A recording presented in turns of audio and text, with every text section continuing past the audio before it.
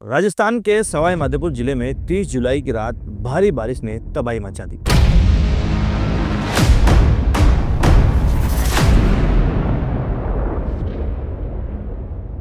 पुराने शहर में बुधवार की रात जनजीवन पूरी तरह से अस्त व्यस्त हो गया। रात 12 बजे से मूसलाधार बारिश शुरू हुई, जो कुछ घंटों में शहर के कई इलाकों को जलमग्न कर गई। और न गाय बेगी थी, जिन्हें वो बच गया, वो तो गाय तो बच गई और केरली ने बचा लिया ऊपर। नेता वगैरह आया, कोई ना हमसे बूझी को ना, कोई ने भी ना बूझी हमसे, तुम क्या कर रहे थे, तुम क्या ना कर रहे। क्या डिमांड? इसके छप्पर पूरा सामान सब बेच चुका और अभी तक कोई आया नहीं मालूम करने। कलेक्टर भी वहीं तक आके रह गई, यहाँ तो कोई कलेक्टर भी नहीं आया। मेरे चोरी का पूरा सामान, मेरा सोना चांदी बना हुआ था, सारा पूरा बह गया। पूरी गैस की टंकी बह गई, मेरी सारा चूल्हा बह गया, सामान बह गया, पूरा खाना पीने का सब। कई नेता इस मोहल्ले ने दिए हैं जो एमएलए बना करके भेजे, और आज ये इस मोहल्ले के साथ ऐसा सोतेला व्यवहार किया जा रहा है, ऐसा व्यवहार किया जा रहा है, इस मोहल्ले को लावारिस छोड़ दिया है। चारों तरफ पानी ही पानी हो गया।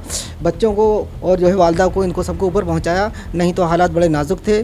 बारिश इतनी भीषण थी कि मस्जिद की दीवारें तक टूट गई, दीवारें तक गिर गई, कई घरों और दुकानों में पानी भर गया। जानवरों की भी भारी हानि हुई। बकरी, भैंस, गाय, मुर्गी जैसे पालतू पशु बह गए या मर गए। लोगों ने बताया कि ऐसी रात उन्होंने पहले कभी नहीं देखी। कई परिवारों ने छतों पर चढ़कर अपनी जान बचाई। महिलाओं, बच्चों, बुजुर्गों के लिए ये हालात बेहद डरावने थे। स्कूल और मदरसों में पढ़ाई की व्यवस्था पूरी तरह से ठप हो गई। शहर के मुख्य बाजारों की कई दुकानों में पानी भरने से लाखों रुपए का नुकसान हुआ। सबसे ज़्यादा नुकसान पुराने शहर के अंसारी मोहल्ला, हम्माल मोहल्ला, मिर्जा मोहल्ला, रेगर, कुम्हार मोहल्ला और कागजी मोहल्ले में हुआ। लगभग 50,000 से ज़्यादा लोग इस बाढ़ की चपेट में आए। लोगों का कहना है कि इस नुकसान की भरपाई अब असंभव लगती है। बारिश के बाद बिजली और पानी की सप्लाई भी बाधित रही। करीब 35 घंटों तक शहर अंधेरे में डूबा रहा। पूरे सवाई माधोपुर जिले को बाढ़ग्रस्त घोषित किया गया और आसपास के दर्जनों गांव भी पूरी तरह से जलमग्न हो गए। देखिए हमारे संवाददाता सादाब अली की ये ग्राउंड रिपोर्ट। मेरा कम से कम 25 लाख का नुकसान है। 25 लाख का नुकसान हुआ। तो आपके यहाँ पानी कितना आ गया था? और हमारे यहाँ पानी आया था इतना पानी आ चुका था, मतलब तकरीबन एक मंजिल पूरी डूब चुकी थी। 10 फीट पानी था हमारे यहाँ पे। मुख्य कारण है एलिवेटर, जो रोड इन्होंने बनाया है ना पिछली सरकार ने, उसके जो कॉलम वगैरह बनाए, टी वगैरह बनाई है, और वो मड़वा उन्होंने डाल रखा है, अलग से रोड बना रखा है उनके काम चलाने के लिए। वो हमारे लिए पिछले साल 13 सितंबर को भी ऐसा ही पानी आया था, लेकिन कम नुकसान था। लेकिन अभी ऐसा नुकसान है, दीवार तोड़ तोड़ के सामान निकल गया हमारा। अब क्या करना चाहिए आगे, कि दोबारा आइंदा साल ऐसा पानी नहीं है? आइंदा साल मेरा ये मानना है कि जिस नाले की खुदाई हो और इसको चौड़ा किया जाए, जिन लोगों ने अतिक्रमण कर रखा है उनका अतिक्रमण हटाए जाएं।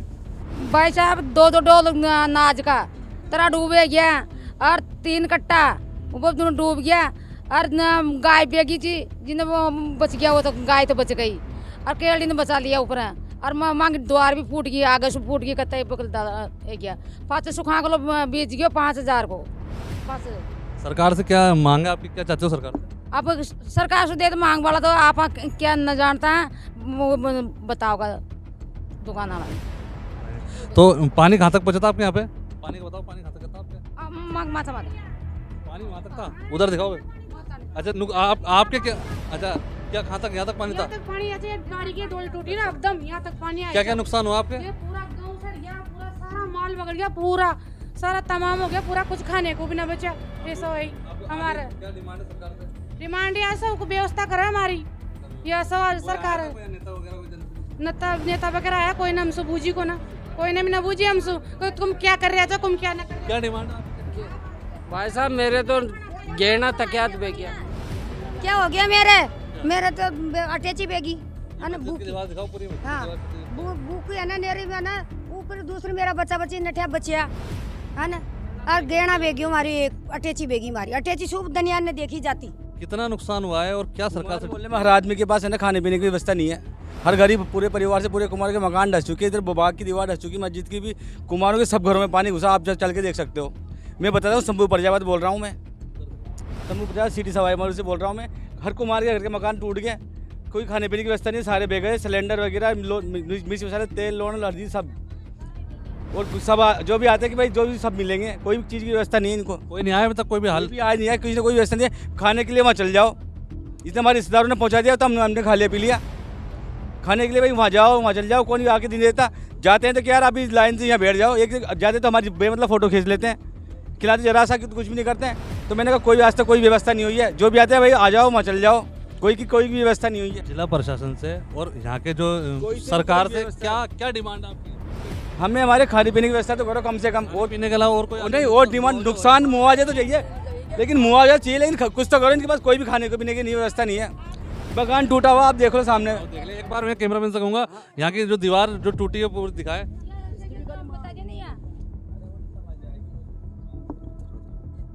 हवाई का तीसरा मंजर जो हम आपको दिखाने चाहते हैं, जो शहर में बाढ़ आई है उसका जो जिससे नुकसान हुआ, हम्माल मोहल्ले में काफ़ी ज़्यादा नुकसान हुआ है। और यहाँ पे एक महिला है, सबसे हम पूछते हैं कि आपके यहाँ पे जो नुकसान हुआ कितना नुकसान हुआ और क्या कहाँ तक पानी आया और रात भर आपने कैसे गुजारी? रात भर हमने बाहर बैठ के गुजारी है, छतों पे सीढ़ियों में किसी के यहाँ बैठ के गुजारी है। घर का मकान बनाया हमने, इसमें रहते थे हम, इसके छप्पर पूरा सामान सब बेच चुका और अभी तक कोई आया नहीं मालूम करने। कलेक्टर भी वहीं तक आके रह गई, यहाँ तो कोई कलेक्टर भी नहीं आया और मेरा इतना नुकसान हुआ कि मेरा तो कुछ बचा भी नहीं। मैं तो एक बेवा हूँ। मैं सरकार से हम यही चाहते हैं कि एक तो ये जो नले आने की एक तो ये जो इनका मकान बना के दिया जाए और जिनका नुकसान हुआ है और लोगों का बहुत लोगों का नुकसान हुआ है उन लोगों का सभी नुकसान की भरपाई की जाए। कोई प्रशासन में कोई नहीं आया, कोई सुन रहे हमारा हमारे मोहल्ले की तरफ कोई नहीं आया है और किसी ने अब तक देखा नहीं है कि तीसरा रोज़ है आज। हमारे घर का भी बहुत नुकसान हुआ, बहुत परेशान है, ना खाने के लिए ना पीने के लिए। पीने का पानी नलों में नहीं आ रहा, नल बंद पड़े हैं, मोटरें ख़राब हैं, नल में इतना मलबा पड़ा, पानी पूरा मकान में भर चुका 8-8 फुट। हम बहुत परेशान हैं, हमारे तो प्रशासन का कोई ध्यान नहीं है। आपका क्या? मेरे चोरी का पूरा सामान मेरा सोना चांदी बना हुआ था, सारा पूरा बह गया। पूरी गैस की टंकी बह गई मेरी, सारा चूल्हा बह गया, सामान बह गया, पूरा खाना पीने का सब।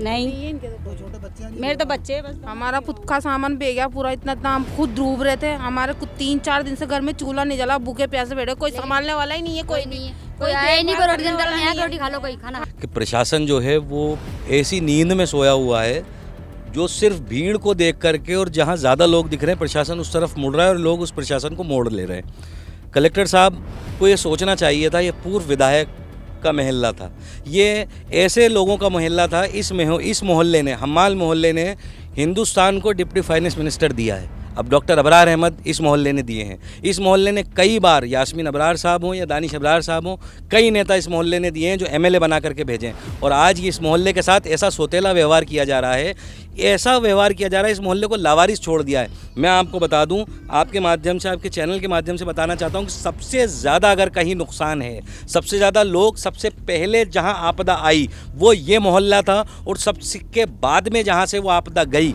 यानी कि पानी सबसे बाद में जहां से उतरा तो भी यही मोहल्ला था। लोगों को पता ही नहीं है कि हम्माल मोहल्ले के पीछे जो लोग रहते हैं, जो लोग इन घरों में रहते हैं, इस नाले के किनारे जिनके मकान हैं, उनके साथ क्या हुआ है। मैं आपको सबसे बड़ी मेजर वजह बताता हूं, जो मैं अपने नज़दीक जो समझता हूं कि इसके सबसे बड़ी वजह रही नगर परिषद के प्रशासन का ढीलापन। उसका ढीलापन कैसे कि उन्होंने डंपिंग यार्ड, जो कचरे का यार्ड था, उसको वहां बना दिया दरवाजे के बाहर, जहां पानी का फ्लो बहुत तेज़ी से निकलता था, उसकी वजह से वहां रोक लग गई। दूसरी सबसे बड़ी वजह, प्रशासन ने, एक बच्चे की मौत हो गई थी अभी पहले और प्रशासन ने हम लोगों ने उसके खिलाफ FIR भी दर्ज कराई थी, लेकिन उसके बावजूद भी प्रशासन ने इस ओर ध्यान नहीं दिया। तो जो रोड इन्होंने बनाया था, जो रोड इस नाले को, जो एलिवेटेड रोड था, इसको काम चलाने के लिए जो रोड बनाया था, इसमें सबसे बड़ी वजह वो भी रही। और आज हम्माल मोहल्ले के साथ जो ये सोतेला व्यवहार हो रहा है, इस चीज़ को हम याद रखेंगे और प्रशासन से हमारी मांग है कि हम लोगों को देखा जाए, हमारे मोहल्ले को देखा जाए। हमारे मोहल्ले में बहुत बड़ी आफत आई हुई है। ये नाला पूरा भर दिया, इसलिए पानी सिमट के इधर आया। यहाँ पर एक हमारे पास मस्जिद है, इसकी पूरी दीवार टूट गई। मस्जिद के आगे कुमारों का मकान है, वो टूट गए। यहाँ इस जगह जहाँ हम खड़े हुए, यहाँ 8-8 फुट पानी था, हर घर में पानी। हमारे हर मकान, ऐसा कोई मकान नहीं है जिसमें पानी नहीं हो। आगे टेंट हाउस है, यहाँ हर मकान में, मेरे खुद के मकान में ये पोजीशन थी, 7-7 फुट पानी था और कपड़े पहनने कपड़े भी नहीं बचे थे, सूखे। और ठेकेदार को और एक्शन दीक्षित यहाँ आके RSRDC के ठेके गए थे कि हम 2 दिन में इसमें सफाई कर लेंगे।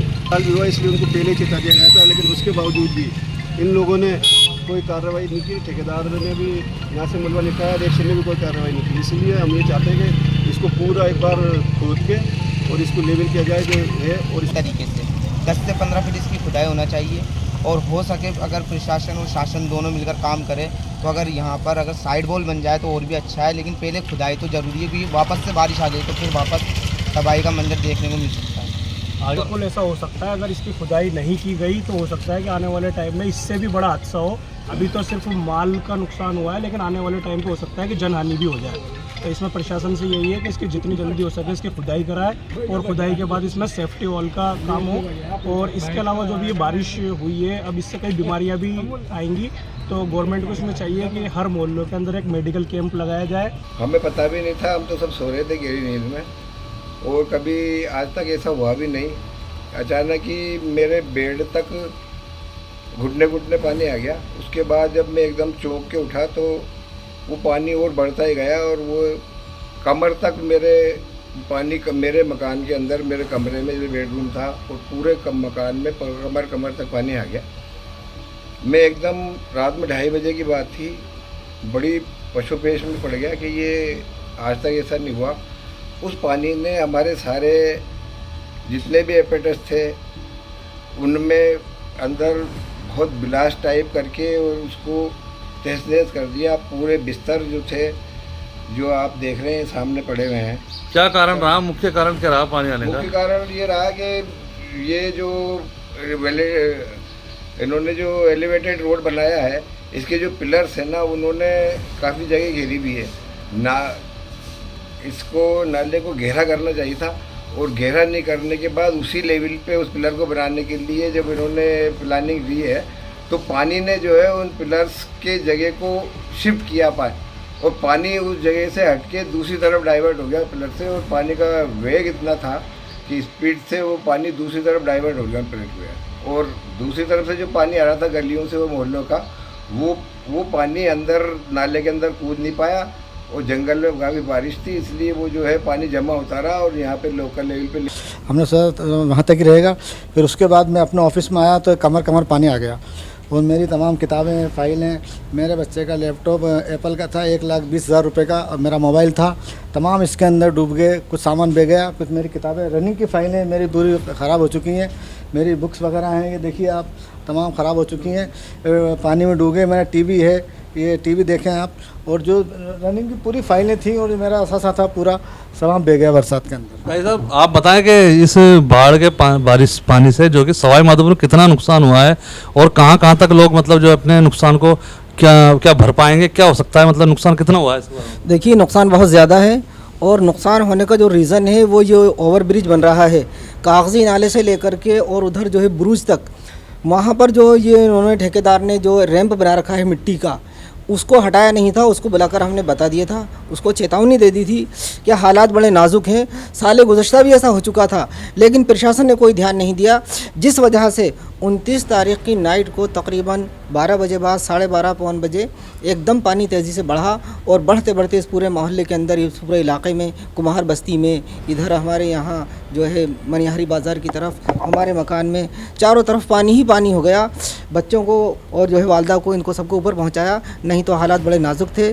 तो प्रशासन को चाहिए कि इस आपदा से निपटने के लिए जो इसका रीज़न रहा है, यानी ये जो ब्रिज बन रहा है और वहाँ जो मिट्टी डाल रखी है, उसको जो है हटवाया जाए, और आइंदा के लिए इस तरह की हालत पैदा ना हो, उसके लिए सख्त बंदोबस्त किए जाएँ।